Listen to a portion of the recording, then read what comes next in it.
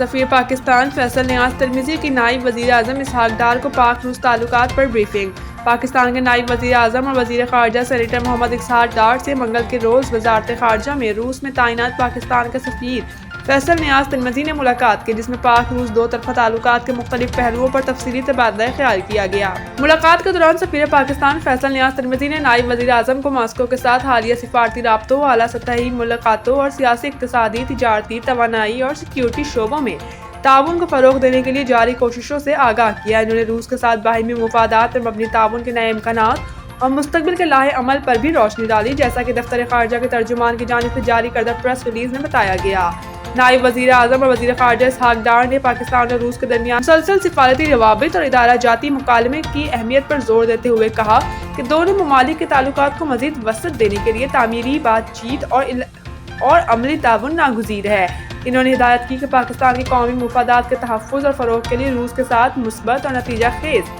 سفارتی رابطے جاری رکھے جائیں۔ اسحاق ڈار نے اس موقع پر اس عزم کا اظہار بھی کیا کہ پاکستان خطے میں امن، استحکام اور اقتصادی ترقی کے فروغ کے لیے روس سمیت تمام دوست ممالک کے ساتھ باہمی احترام اور مشترکہ مفادات پر مبنی تعلقات کو مزید مضبوط بنانا چاہتا ہے۔